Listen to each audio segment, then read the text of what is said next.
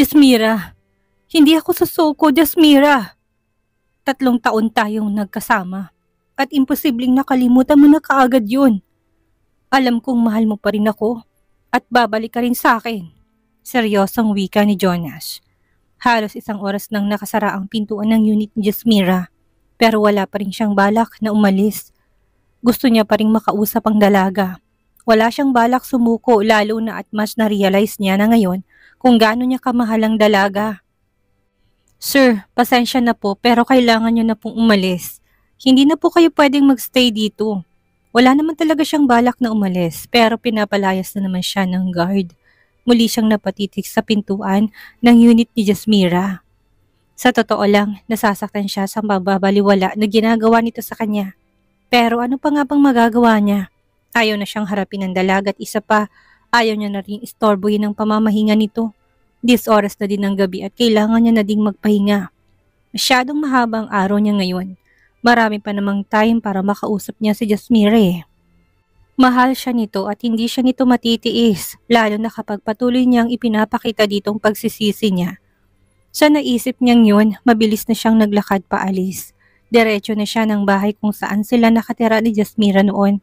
Simula ngayon, dito na siya uuwi ulit, dito na siya mamamalagi dahil soon, babalik na sa bahay na ito si Jasmira. Mabilis na lumipas sa mga araw kahit na anong pilit niyang papirmahin ng divorce agreement si Leticia.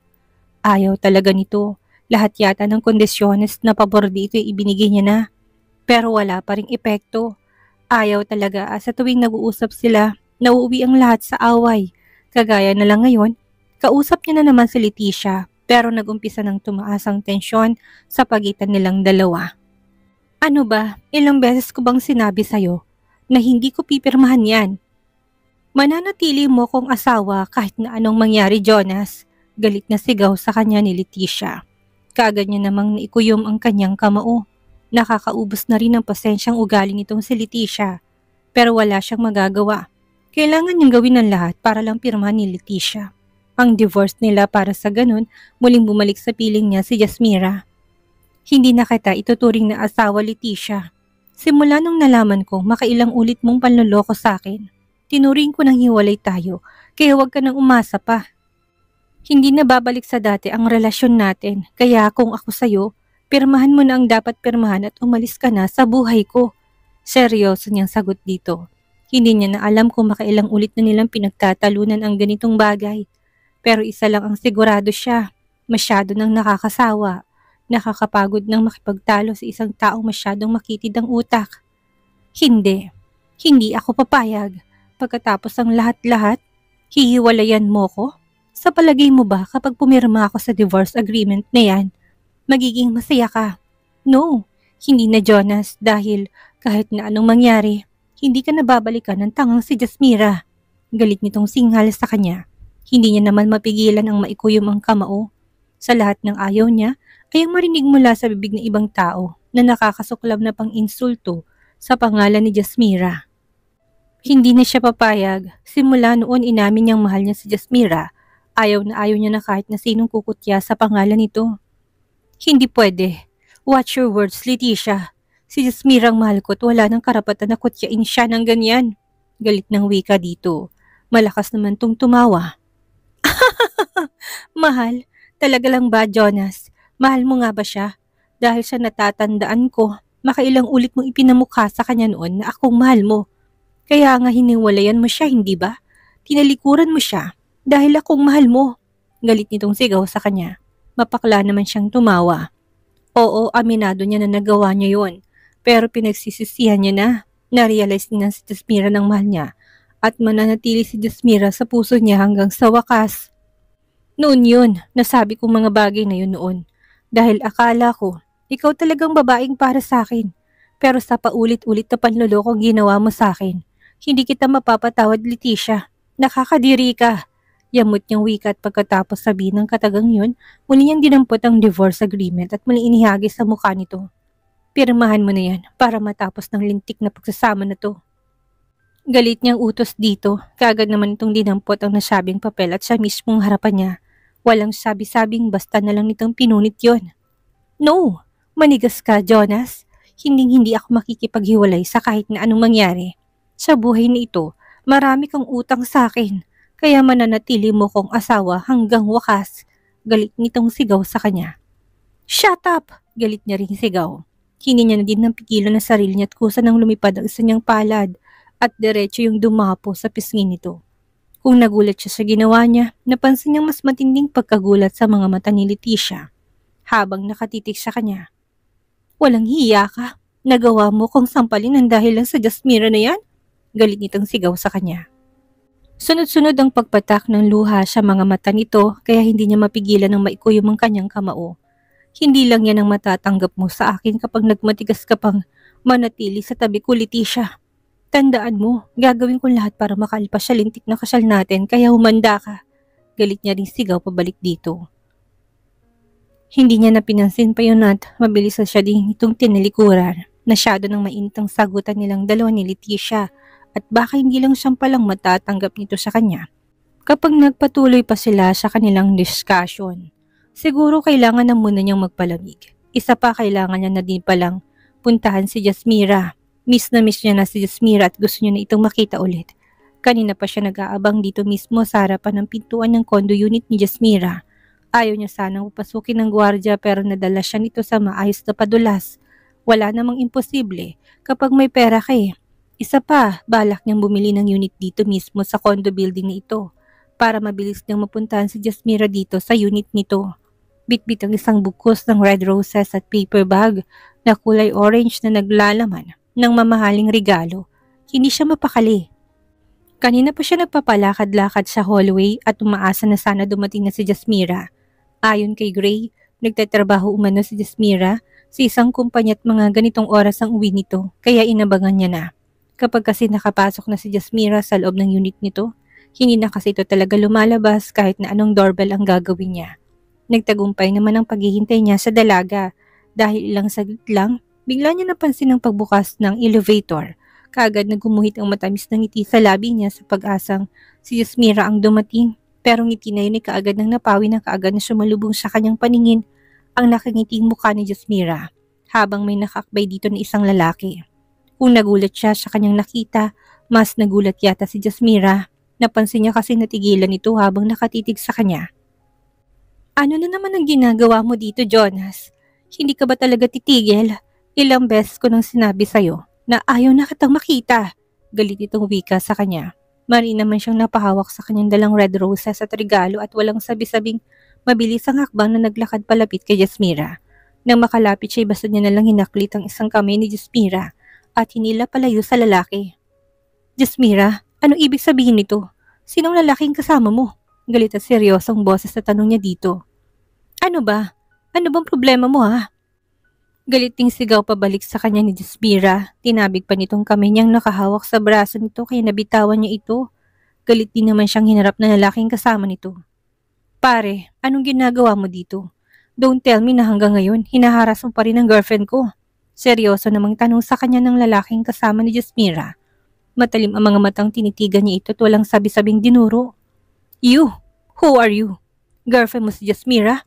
Gago ka pala eh. Ako ang boyfriend ni Jasmira kaya imposible ang sinasabi mo. Galit niyang sagot dito.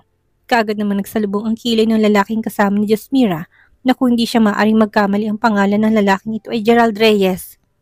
Yes, si Gerald Reyes, ang lalaking sinamihan ni Jasmira sa loob ng isang linggo para magbakasyon sa Hacienda Reyes. Well, mas maganda nga siguro na magkausap silang taong ito para mapagbantaan niya. Kidding aside bro, nababalo ka na ba? Hindi mo pwedeng angkinin ang girlfriend mong nobya ko. Imposible ang sinasabi mo.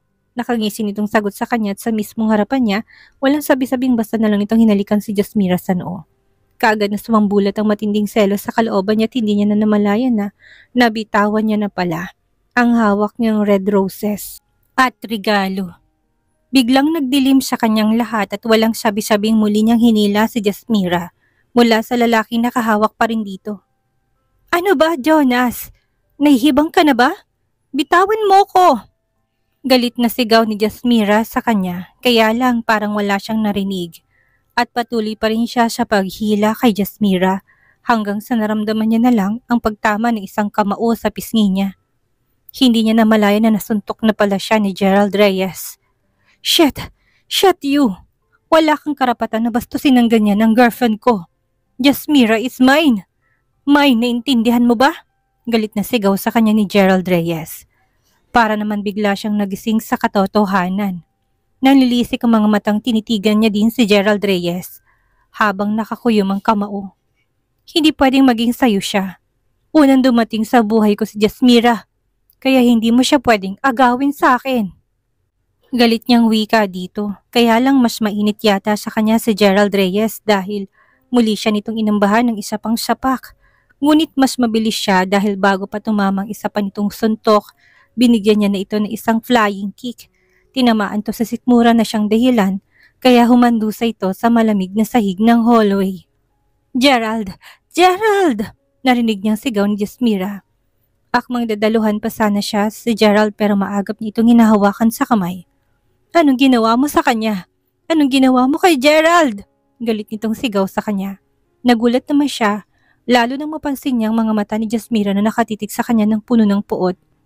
Sumama ka sa akin, Jasmira. Mahal kita. Naintindihan mo ba? Mahal kita at ayaw ko mawala ka sa akin. Seryoso niyang sagot dito. Lalong nanlisik ang mga mata ni Jasmira na nakatitig sa kanya kasabay ng mabilis sa pagdapo ng palad nito sa pisngi niya. Mahal? Jonas, go to hell! Dahil ayaw na kitang makita kahit na kailan. Galit nitong sigaw sa kanya na parang isang matalim na patalim na mas lalong sumugat sa puso niya. Jasmira, siya ang naunang nanakit. Self-defense ang ginawa ko at hindi naman pwedeng basta na lang ako magpabugbog sa kanya ng ganun-ganun na lang. Hindi ka dapat magalit sa akin. Pero bakit ganun? Bakit parang ako pa yatang may kasalanan gayong siya naman ang nauna? Seryosong wika ni Jonas kay Jasmira. Sa totoo lang nasasaktan si Jonas sa nakikita niya ngayon kay Jasmira. Noon kasi, never na nagalit ng ganito si Jasmira sa kanya. Ni isang pitik hindi din siya nakaranas mula dito pero ngayon, sa mismong harapan na lalaking kasama nito, nagawa ni Jasmira na sampalin siya. Umalis ka na, Jonas. Umalis ka na sa harapan ko. Galit nitong sigaw sa kanya. Wala sa sariling dahan-dahan siyang napaatras. Ang bawat sigaw, matatalim na pagtitig sa kanya ni Jasmira ay lalong nagpapadagdag sa bigat ng kalooban na nararamdaman niya ngayon. Minsan niya nang naitanong sa kanyang sarili, wala na ba talaga siyang halaga kay Jasmira ngayon? Tuluyan na ba siyang nakalimutan ng dalaga? Sa isiping yun, kaagad siyang nakaramdam ng paninikip ng dibdib, lalong-lalo nang makita niya kung paano nag-alala itong si Jasmira ngayon sa kalagayan ni Gerald. Parang may libo-libong punyalang nakatarak sa puso niya. At kahit ng paghinga, medyo nahihirapan na rin yata siya. I love you, Jasmira. Bakit ba napakahirap sa'yo na maintindihan yon? Wala naman ako ibang hangad kung hindi ang bumalik sa dati ng pagsasama natin. Pero bakit ayaw mo pa rin? Hindi mo ba nakikita ang lahat ng effort ko, ha, Jasmira? Seryoso niyang tanong dito. Kaya lang gano'n na lang ang pagkadismaya niya na mapansin niyang parang hindi nito pinakinggan ang sinabi niya. Abala ito sa pag-alalay kay Gerald. Hindi naman nahimatay ang lalaking ito sa isang flying kick niya. Kaya lang, kung makapag-inarte sa harapan ni Jasmira, wagas. Gerald, are you sure na ayos ka lang? Sanang masakit sa'yo. Gusto mo bang dalhin kita sa hospital? Narinig niya ng nag-aalalang tanong ni Jasmira kay Gerald. Hindi niya mapigilan ang maikuyom ang kanyang kamao, lalo nang mapansin niya kung paano siyang inisihan ni Gerald. Bago buong lambing na sinagot ang tanong ni Jasmira. Here, love, grabe ang sakit. Feeling ko may internal organs kung tinamaan sa malakas ng pagsipa ni Jonas na yan sa akin. Sagot din naman ito kay Jasmira. Sabay hawak sa kamay ni Jasmira at dinala nito sa may tagiliran nito. Lalo namang nanginginig ang bawat himaymay ng kanyang laman. Dahil siya galit. Saka ano daw? Love. Love ang tawag ng ugok na ito kay Jasmira. Kailan pa? May relasyon na bang dalawa? Totoo ba ang sinabi nitong si Gerald kanina na nobya na daw nito si Jasmira? No, hindi siya papayag. Hindi niya kayang tanggapin na makitang may ibang mahal si Jasmira.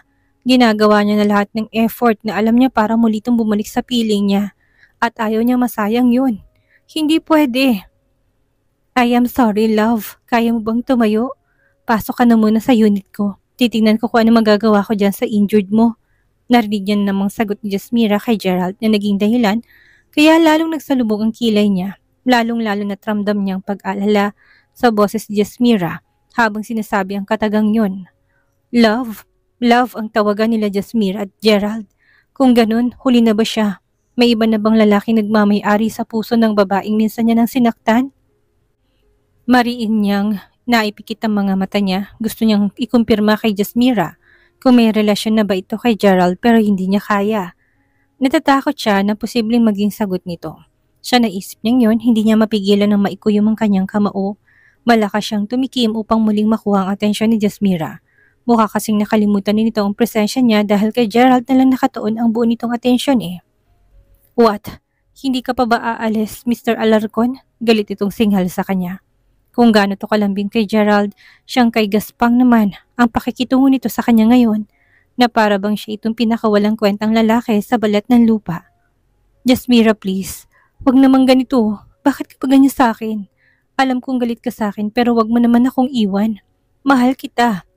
Mahal na mahal kita at hindi ko matatanggap na may ibang lalaking aali-aligid sa'yo. Seryoso at puno ng pakiusap na wika niya dito. Napansin niyang kaagad na napaismit si Jasmira. Seryoso siyang tinitigan nito sa mga mata bago nagsalita. Kahit na ano pang sabihin mo, hindi na maibabalik pang nakaraan natin, Jonas.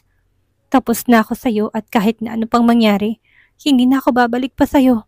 Hindi na kita gusto at lalong hindi na kita mahal. Seryoso nitong wika. Mga katagang lumabas sa bibig ni Jasmira na mas lalo nagpadagdag sa bigat ng kaloobang nararamdaman niya ngayon. Hindi niya na naman mapigilan na mapailing. No. Hindi ako maniniwala sa lahat ng sinabi mo, Jasmira. Alam kong galit ka lang sa akin kaya mo nasabing tungkol sa bagay na yan. Marami kang sakripisyong ginawa sa relasyon natin at maniniwala ko na hindi mo ko kayang talikuran ng ganun-ganun lang. Seryoso niyang sagot dito. Kahit na ano pang sabihin ni Jasmira, wala pa rin siyang balak na sumuko. Gagawa't gagawa siya ng mga paraan para muling bumalik sa kanya si Jasmira. Hindi siya papayag na may ibang lalaking aangkin dito.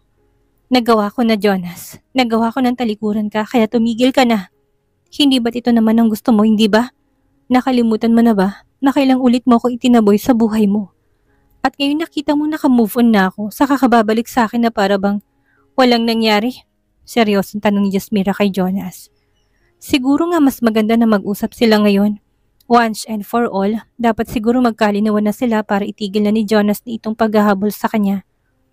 Jasmira, alam ko nagkamali ako. Aminado ko minsan ako naging gago sa relasyon natin. Niloko kita, binaliwala kita, tinuring na parang isang basura. Ang kailangan ko sa'yo ngayon ay second chance para maiparamdam sa yung pagsisisi ko. Promise, bumalik ka sa akin. Mamahalin kita ng tapat. Ipaglalaban kita kahit kanino't ibibigay kong lahat ng nais mo. Seryoso nitong sagot sa kanya. Nasaktan ako ng sobra sa mga ginawa mo sa akin noon, Jonas. At ngayong na-realize mo nang tungkol sa bagay na yan, huwag ka na ring umasa na babalik pa ako sa'yo dahil malabo nang mangyari yan. Naka-move on na ako at may iba na akong mahal. Isa pa, makailang ulit ko nang naibigay sa yung second chance na hiniling mo. Pero sinayang mo lang lahat yon. Seryoso niyang sagot dito sabay pisil sa palad ni Gerald na noon ay nakahawak sa kanya. Mas gusto niyang iparamdam kay Gerald ang pagmamahal niya kumpara dito kay Jonas. Alam niya kasing kapag si Gerald ang pipiliin niya, hindi na siya masasaktan sa bawat araw na nagdaan na magkasama silang dalawa ni Gerald. Ramdam niya pag-aalaga nito at alam niya na hindi siya nito lolokohin. Kaya nitong ibigay ang langit sa kanya unlike kay Jonas na walang ibang ginawa noon sa relasyon nilang dalawa kundi ang saktan siya at paluhain. Napansin niya naman ang pait na kaagad na gumuhit sa mga mata ni Jonas pero wala na siyang pakialam pa. Buo ng desisyon niya. Hindi niya babalikan pang nakaraan nila. Lalong-lalo na't wala na siyang balak pang magbigay ng another chance dito kay Jonas. Hindi siya tanga para muling balikan ang taong labis na sumugat sa puso niya. Umalis ka na, pwede ba? Umalis ka na't ayaw na kitang makita pa. Kahit kailan, galit niyang sigaw dito. Wala sa sarili na paatras si Jonas. Ilang saglit ang tumiti kay Jasmira bago laglag ang balikat na tuloy na itong naglakad paalis. Kaagad naman siyang nakahinga ng maluwag nang tuluyan na nakalayo si Jonas. Ibinaling ang tingin niya kay Gerald at nag-aalala niyang tinitigan ito. Kaya mo ba talaga? Teka lang, ang mabuti pa siguro. Dalhin na lang kita sa ospital. Nag-aalala niyang wika dito. Mabilis niyang kinapa ang phone niya mula sa loob ng kanyang bag na biglang hinawakan ni Gerald ang kamay niya. Love, ayos na. Ayos lang ako. Huwag ka nang mag-alala sa akin. Nakangiti nitong wika. Pagkatapos sabihin ng katagang yon, parang walang nangyaring mabilis na tumayo si Gerald. Nagtataka tuloy siya na napatitig dito, lalo na mapansin niya na para bang hindi naman ito nasaktan. Are you sure, Gerald? Kitang-kita ng dalawa kong mata kung paano ka natumba kanina. Ayos na ako. Don't worry, love. Hindi ako ganun kahina kagaya ng inaasahan mo. Nakangiti nitong wika. Pagkatapos sabihin ng katagang yon, inakay siya nito papasok ng unit niya. Kaya wala na siyang nagawa kundi ang magpatianod na lang. Mukhang okay lang naman itong si Gerald eh. Mukhang wala namang problema or baka naman masyado lang siyang exaggerated. Hindi niya dapat sirain ang gabi nila sa mga walang kwentang bagay.